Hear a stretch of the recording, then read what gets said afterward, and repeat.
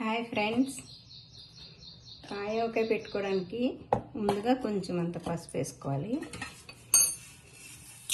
ఒక చెంచాడు మెంతులు వేసుకోవాలి.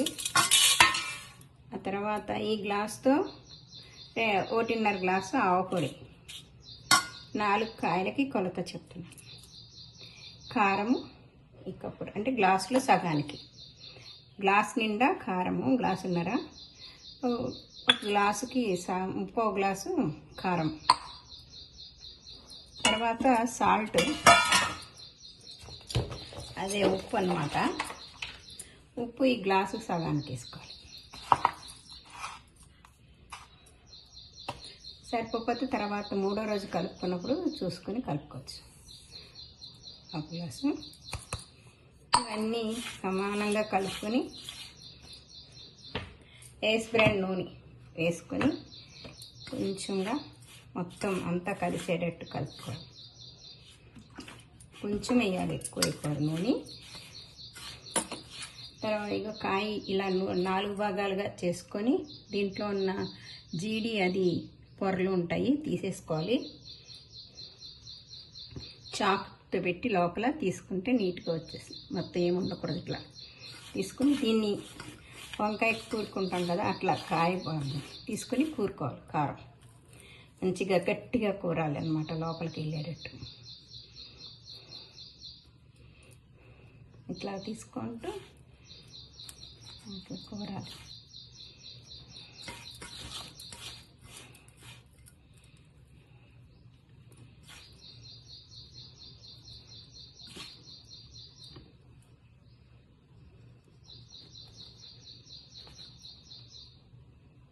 ఇలా 4 భాగాన్ని విడదీసుకుంటూ నెమ్మదిగా పగిలిపోకుండా సమానంగా అంటేటట్టు చూసుకోవాలి. చూసుకుని కూడుకో.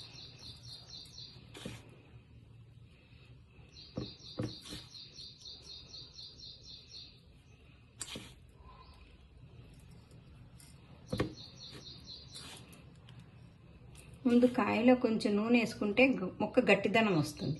కారం కూరకు ముందు కొంచెం ఒక చొక్క కాయలో నూనె వేసుకుని ఈ కారం ఇలా బాగా గట్టిగా ముక్కగా అంతా అంటేటట్టుగా కూరుకొని, కారం అంతా ఎక్కువ పట్టాలి దాంట్లో. ఇంతలా కారం అంతా కాయ నిండా పట్టేటట్టు.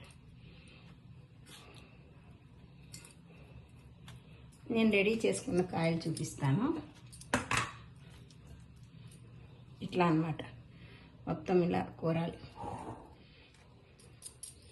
ఇలా కూరేసి ఇలా ఎయిర్ కంటైనర్లో, గాజు సీసా కానీ ప్లాస్టిక్ అంటే ఇలా ఉండేటట్టు దీంట్లో కాస్త నూనె వేసుకుని కింద అడుగుని డబ్బాలో ఈ కలిపిన కారం ఉంది కదా, కొంచెం దాంట్లో ఇలా వేసుకొని కొంచెం అంతా ఇదంతా గట్టిగా కూరాం కదా, ఈ కాయలు దీంట్లో పెట్టేయాలి.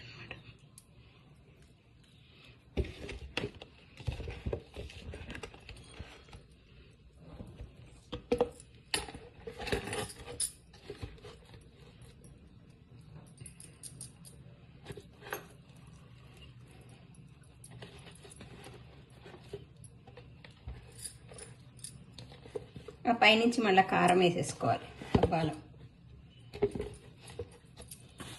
ఇలా కారం జల్లేసుకొని కాస్త నూనె వేసి అలా మూత టైట్ చేసేసి బిగిని పెట్టేసుకోవాలి. 3వ రోజు తీసుకుని మళ్ళీ కలుపుకొని కొంచెం నూనె పడితే వాళ్ళం అయితే కొంచెం నూనె వేసుకొని ఉంచటమే. ఎండబెట్టుకునే వాళ్ళు ఎండబెట్టుకోవచ్చు, లేకపోయినా కూడా బాగుంటుంది. సూపర్ ఉంటుంది కాయ టేస్ట్ ఇది.